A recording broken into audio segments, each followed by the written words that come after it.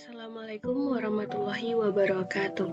Perkenalkan, saya Arifani Saktiningsih dari jurusan Pendidikan Ekonomi dengan NIM 200530006. Pada hari ini akan mempresentasikan materi pertemuan ke-6 pada mata kuliah Administrasi dan Supervisi Pendidikan, yaitu mengenai administrasi sarana dan prasarana pendidikan. Nah, pada pertemuan kali ini ada 4 topik bahasan yang akan kita bahas. Yang pertama mengenai pengertian dari administrasi sarana dan prasarana. Kemudian ada proses administrasi sarana dan prasarana pendidikan. Kemudian ada fungsi administrasi sarana dan prasarana. Dan yang terakhir ada peran guru dalam administrasi sarana dan prasarana pendidikan. Nah, untuk yang pertama kita akan membahas mengenai pengertian dari administrasi sarana dan prasarana. Untuk sarana pendidikan, pengertiannya itu merupakan peralatan dan perlengkapan yang secara langsung digunakan dan menunjang proses pendidikan, khususnya pada proses belajar mengajar. Contohnya ada gedung, ruang kelas, meja, kursi, dan lain sebagainya. Kemudian untuk prasarana pendidikan adalah fasilitas yang secara tidak langsung menunjang jalannya proses pendidikan tetapi dapat dimanfaatkan untuk proses belajar. Contohnya taman sekolah untuk pengajaran biologi. Menurut rumusan tim penyusun pedoman pembakuan media pendidikan Departemen Pendidikan dan Kebudayaan, maka yang dimaksud dengan sarana pendidikan adalah semua fasilitas yang diperlukan dalam proses belajar mengajar, baik yang bergerak maupun yang tidak bergerak, agar mencapai tujuan pendidikan dapat berjalan dengan lancar, teratur, efektif, dan efisien. Administrasi sarana dan prasarana pendidikan merupakan seluruh proses yang direncanakan dan diusahakan secara sengaja dan bersungguh-sungguh serta pembinaan secara kontinu terhadap benda-benda pendidikan agar senantiasa siap pakai dalam proses belajar mengajar, sehingga proses belajar mengajar semakin efektif dan efisien guna membantu tercapainya tujuan pendidikan yang telah ditetapkan. Fasilitas atau benda-benda pendidikan dapat ditinjau dari fungsi, jenis, dan sifatnya. Ditinjau dari fungsinya terhadap proses belajar mengajar, yaitu ada sarana pendidikan yang berfungsi langsung dalam proses pembelajaran seperti alat pelajaran, alat peraga, dan media pembelajaran. Prasarana pendidikan berfungsi tidak langsung seperti gedung, tanaman, dan halaman, dan lain sebagainya. Sedangkan ditinjau dari jenisnya, yaitu ada fasilitas fisik, yaitu segala sesuatu yang berwujud benda mati yang mempunyai peran untuk memudahkan dan melancarkan suatu usaha, seperti kendaraan, komputer, mesin tulis, dan sebagainya. Dan ada lagi kita kenal fasilitas non-fisik, yaitu segala sesuatu yang bersifat mempermudah suatu kegiatan, seperti manusia, jasa, uang, dan lain-lain. Yang ketiga ada ditinjau dari sifat barangnya.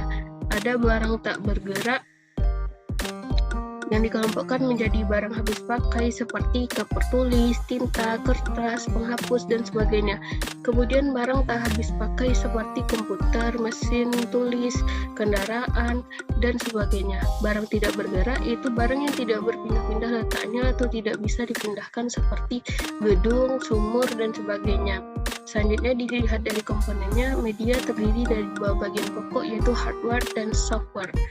Hardware atau perangkat keras adalah penampil software, misalnya pesawat radio, tape recorder, proyektor slide, proyektor film, dan sebagainya. Kemudian ada software atau perangkat lunak, adalah bahan atau program yang ditampilkan dengan hardware, misalnya kaset, piringan hitam, slide, film, rekaman, dan sebagainya. Kemudian yang kedua pembahasan kita itu mengenai proses administrasi sarana dan prasarana pendidikan.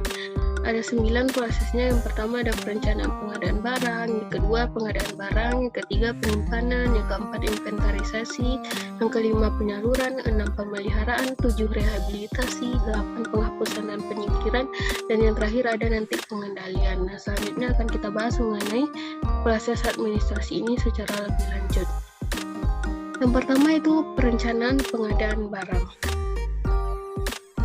di mana yang dimaksudkan ini merupakan suatu kegiatan administrasi yang baik dan tidak gegabah, harus diawali dengan suatu perencanaan yang matang dan baik, dilaksanakan demi menghindari kesalahan dan kegagalan yang tidak diinginkan.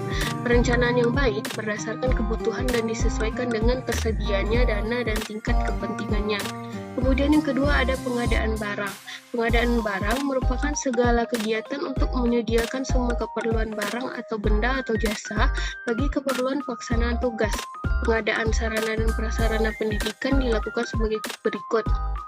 Yang pertama ada pengadaan tanah, dilaksanakan dengan cara membeli, menerima hibah, menerima hak pakai atau menukar. Kemudian yang kedua ada pengadaan bangunan, dilaksanakan dengan mendirikan bangunan baru, membeli, menyewa, menerima hibah atau menukar.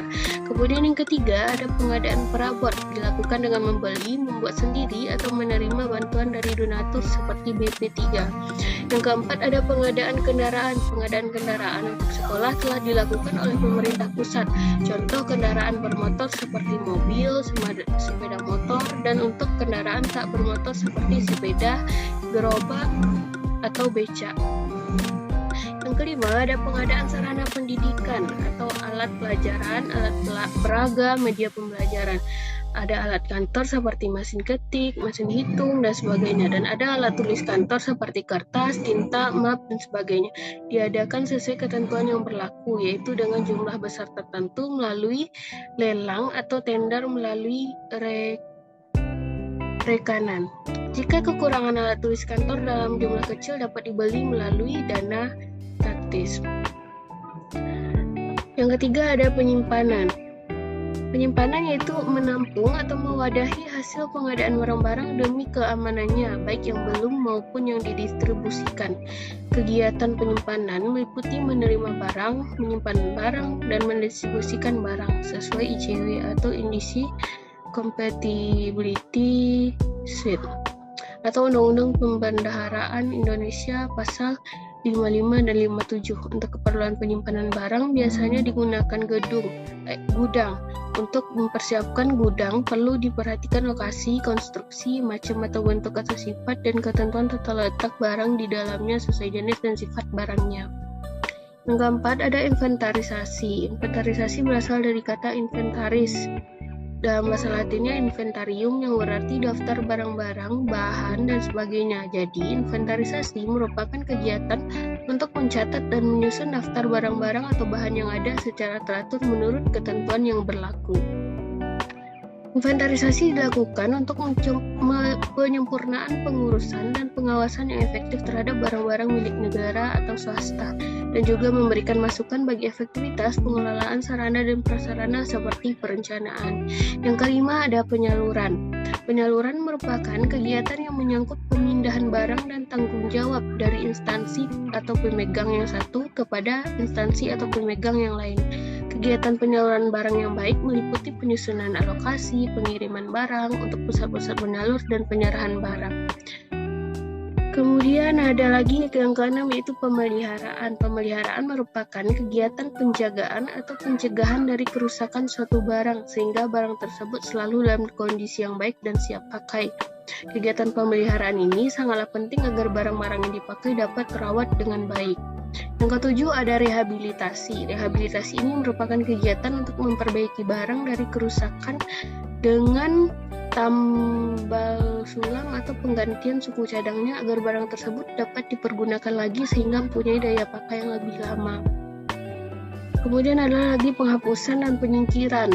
Penghapusan merupakan suatu proses kegiatan yang bertujuan untuk mengeluarkan atau menghilangkan barang-barang milik negara dari daftar inventaris negara berdasarkan peraturan perundang-undangan yang berlaku. Apabila hanya rehabilitasi barang terlalu besar, sedangkan daya pakainya terlalu singkat, maka barang tersebut lebih baik tidak dipakai lagi dan dikeluarkan dari daftar inventaris.